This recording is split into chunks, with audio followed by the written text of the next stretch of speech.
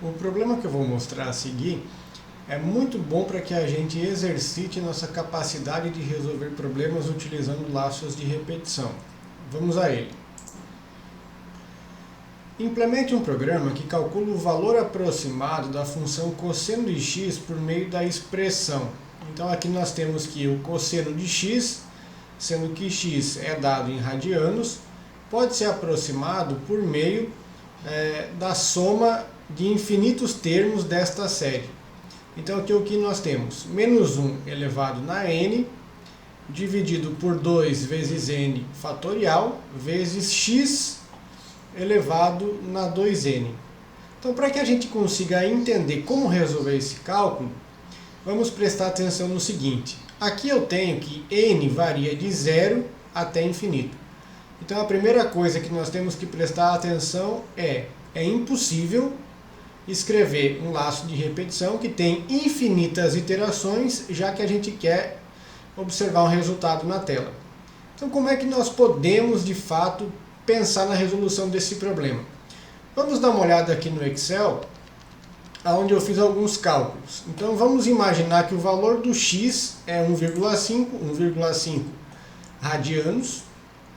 Aqui eu tenho os possíveis valores para n, então eu coloquei a variação de 0 até 16, ou seja, vamos calcular os primeiros 17 termos da série desta aproximação para visualizar qual seria o resultado.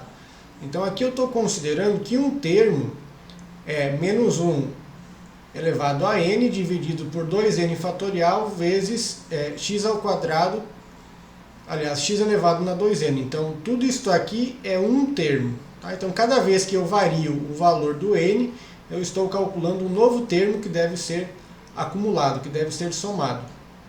Para x igual a 1,5 radianos, veja que o cosseno é 0,07. Tá? Então esse é o nosso resultado objetivo, queremos chegar nesse valor. Então aqui eu tenho P1, que seria a parte 1 do termo, que seria o menos 1 elevado a n. Tá? Então qual seria o resultado para P1 em função do n? Note que a cada termo,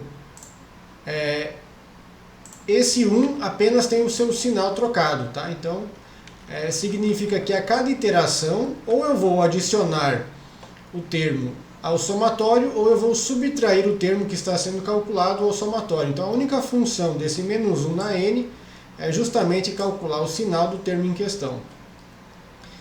P2, então seria o denominador, 2 vezes n fatorial. Note que o fatorial é um número que cresce de maneira muito rápida. Tá? Conforme aumenta n, o fatorial aumenta de uma forma muito acelerada. Tá? Aqui quando eu tenho, por exemplo, 2,63 e mais 35, significa 2,63 vezes 10 elevado na 35. Então veja que é um valor muito grande. E esse é o nosso denominador. Então temos o sinal, que é invertido a cada termo que é calculado, o denominador, que cresce muito rapidamente, e o terceiro termo, que é P3, aliás, o terceiro elemento desse termo, que é o P3, que é x elevado na 2n. Então note que o valor de P3 ele cresce rapidamente, mas não tanto quanto P2. Quando eu calculo o termo total, ou seja, toda esta expressão aqui, note que o valor inicial é 1, o segundo valor é menos 1,125, e este valor vai decrescendo. E note que quanto maior o valor para n, mais próximo de zero esse valor tá? Então mais ele se aproxima de zero. O que acontece? Chega um determinado momento que para um valor de n, somar ou diminuir o termo que foi calculado para aquele n não faz diferença em relação ao resultado da função cosseno, se nós considerarmos uma certa quantidade de casas decimais, que nós podemos chamar de precisão. Então imagine que nós podemos calcular, por exemplo, aproximar a função cosseno com 5 casas de precisão, ou seja, só vamos colocar nesta soma valores que produzam alterações no resultado final até a quinta casa decimal. Se as alterações forem menor do que isso, nós não colocaremos na soma. Então poderíamos colocar aqui que a precisão seria 10 elevado na menos 5. Tá? Menos 5, coloquei trocado. Ou seja, se o valor de um dado termo para um dado n for menor do que isto aqui, nós paramos o cálculo porque consideramos que o nível de precisão alvo já foi atingido. Esse nível de precisão pode ser modificado. Imagina que você quer um número mais preciso para essa aproximação, então você poderia colocar 10 elevado na menos 8. O que isso significa? Vamos adicionar a esse somatório todos os termos para os quais o resultado é maior do que este valor, ou seja, que produzem algum resultado que altere o valor total antes da oitava casa decimal. Tá? Então, ao invés de calcularmos com infinitas iterações, o que é impossível, nós vamos calcular com um certo grau de precisão. Como é que nós podemos implementar isto aqui no CodeBlocks? Vamos agora ao nosso código. Algumas coisas que precisam ser definidas. Como nós não sabemos quantas iterações são necessárias para atingir a precisão que nós queremos, veja que não é um problema para ser resolvido com o laço de repetição for, porque ele se utiliza para você resolver problemas cujo número de iterações já é conhecido. Nós podemos utilizar o laço de repetição while, por quê? Podemos pensar da seguinte forma: enquanto o termo atual calculado para aquela série for maior do que a precisão que nós desejamos, então vamos colocar esse termo no somatório e vamos calcular o próximo termo, para que na próxima iteração esse valor do próximo termo seja validado de acordo com essa precisão. Tá? Então vamos utilizar o laço de repetição while.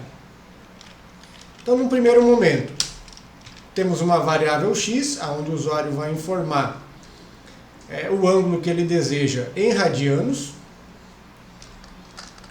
Vamos criar uma variável que nós vamos chamar de resultado, que começa com 0. Essa variável vai acumular o resultado do cosseno. E vamos criar uma variável que nós vamos chamar de termo, tá? Que seria o resultado de cada um dos termos a serem somados ou não. Como nós vimos lá da planilha do Excel, o primeiro termo era 1, então vamos dizer justamente esse valor aqui para o primeiro termo. Tá? Aí veja como é que vai funcionar agora a nossa equação. Enquanto... Nossa equação não, nosso laço de repetição. Enquanto o valor deste termo for maior do que a minha precisão, vamos colocar aqui menos 5, ou seja, quando eu calculo o termo e ele tem um valor maior do que 10 elevado na menos 5, significa que ele vai alterar o somatório antes da quinta casa decimal. Então seria o caso de a gente colocar esse termo aqui no resultado, tá? Já vamos escrever essa soma e calcularmos o próximo termo. Como o primeiro termo é 1, vamos criar aqui uma variável que representa qual é o sinal. Esse primeiro termo vai ser somado. Então, o valor do sinal inicialmente é 1. Tá? Então, primeiro termo e sinal. Olhando para aquela função, para aquela equação que nos diz como se calcula o valor do cosseno, veja o que nós temos aqui. Temos um cálculo de potência e outro cálculo de potência. Sabemos que na biblioteca CMF já possuímos a função POU, que pode ser utilizada para calcular esta parte aqui do termo. O que nós não temos lá é uma função para calcular o fatorial. Então vamos também criar aqui um mecanismo para calcular o fatorial. Então float fatorial, nesta variável aqui vamos calcular o fatorial. E nós precisamos também de uma variável para controlar o valor do n. Então agora vamos ao que nos interessa. Iniciei o meu laço de repetição Nesse ponto, eu já conheço o valor do primeiro termo, que é 1, é o primeiro termo da série. Então eu posso escrever que o meu resultado recebe o meu sinal vezes o valor do meu termo. Então nós temos aqui o sinal vezes o termo. Note que sinal é 1, então o resultado é o valor do próprio termo. Feito isso agora, vamos calcular o próximo termo para que na próxima iteração o laço venha para cá, pergunte se ele é maior do que a precisão desejada e decida se vai acrescentar ou não ao resultado final esse termo que vai ser calculado. Então aqui adicionei o enésimo termo, vamos colocar que n é n++, vamos também mudar o sinal para a próxima iteração, então sinal recebe o valor atual do sinal vezes menos 1. Então veja que se o sinal é 1, o resultado agora seria menos 1. Se o sinal é menos 1, o resultado vai ser mais 1. Então na próxima iteração eu estou modificando se o sinal vai ser, se o termo vai ser somado ou subtraído. Então feito isso, olhando para a equação, nós temos que calcular agora o fatorial de 2 vezes n. Então vamos fazer o seguinte, fatorial recebe 1.0, que é o elemento neutro da multiplicação, e vamos criar um laço de repetição for que vai enumerar todos os termos que serão multiplicados para calcular o fatorial. Então nós temos i, que começa em 2, i menor ou igual a 2 vezes n, i++. Tá? Então aqui o algoritmo é sempre utilizado para calcular o fatorial. Se você está com alguma dúvida sobre como eu estou calculando esse fatorial, faça uma pequena revisão apenas sobre o cálculo do fatorial. Então, o fatorial começa valendo 1, vou gerar todos os multiplicadores de 2 até 2 vezes n, então o fatorial recebe o valor dele próprio vezes o i. Tá? Então, quando esse laço de repetição for encerrado, eu tenho o valor do fatorial. Então, vamos ao cálculo do termo. Então, o termo que vai ser somado é o meu fatorial como denominador, e eu tenho x elevado, deixa eu consultar aqui, na 2 vezes n. Então veja que aqui eu não estou acrescentando a inversão do sinal, se é positivo ou negativo. Apenas estou calculando o valor do termo. Vai ser um número positivo. E este número será analisado quando o laço de repetição for encerrado. Porque aí eu vou voltar para a verificação da condição do meu while. Se este número aqui for maior do que a precisão desejada, então o resultado vai receber o próprio valor do resultado, tinha esquecido antes aqui, mais o meu sinal vezes o termo. Tá? Então isso aqui poderá ser positivo ou negativo. Feito isto, podemos imprimir o conteúdo da variável resultado para ver se a aproximação do cosseno foi feita de maneira correta. Então, cosseno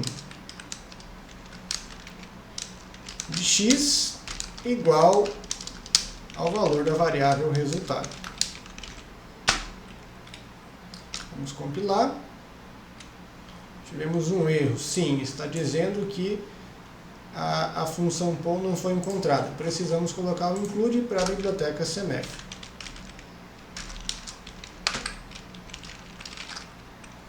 Ok.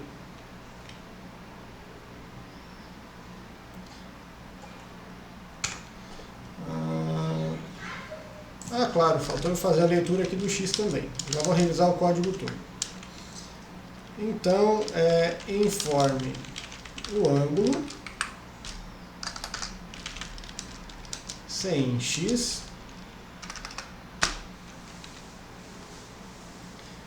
compilar de novo.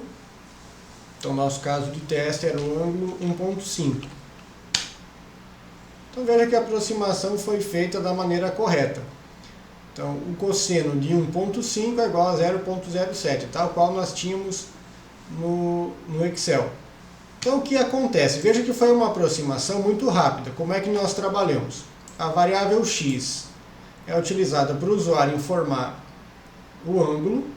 O resultado é a variável que será o somatório, vai acumular a soma dos termos. Lembre que os termos podem ser positivos ou negativos. Aqui, eu inicializei a variável termo como sendo 1, porque o primeiro termo daquele somatório é 1, e o primeiro sinal também é 1, é positivo. Então, criei uma variável auxiliar para que eu pudesse calcular o fatorial, e a variável n controla qual é o termo que eu estou calculando. Tá? Então, inicialmente, eu estou calculando o termo n igual a 0, que é justamente o termo 1. Usuário, informe o ângulo em radianos, enquanto o valor do termo atual, do enésimo termo, for maior do que a minha precisão, faça o seguinte: se ele é maior, ele entra no somatório. Então, o resultado, que é 0, recebe o valor dele próprio, mais o termo atual. Vamos calcular agora o próximo termo, n++, invertemos o sinal, inicializamos a variável que vai ser utilizada para calcular o fatorial de 2n, geramos todos os elementos que vão multiplicar esta variável fatorial, indo de 2 até o 2n. Lembre que o n vai mudar a cada iteração do laço while. Calculamos o fatorial e calculamos o próximo termo, que seria x elevado na 2n dividido pelo fatorial. Aqui ainda não tem o sinal é colocado por meio da multiplicação pela variável sinal. Calculei o próximo termo, então deste ponto eu retorno para esse e verifico se o termo que foi calculado no final do laço é maior do que a minha precisão. Se for, coloco ele no somatório e calculo o próximo termo, e assim sucessivamente até que algum termo calculado tenha um valor menor do que essa precisão, e então esse laço para. Tá? 1n a menos 5 significa o mesmo do que 1 vezes 10 elevado na menos 5. Tá? Então você pode escrever também constantes em notação científica utilizando linguagem C++. E aqui no final a impressão do resultado. Espero que tenham gostado deste exemplo aqui e que vocês tenham aprendido de fato como é que se trabalha com problemas nos quais nós queremos resolver até um certo grau de precisão. Lembre que seria impossível realizar um cálculo utilizando infinitos termos, porque o seu computador iria ficar eternamente calculando e você nunca teria uma resposta.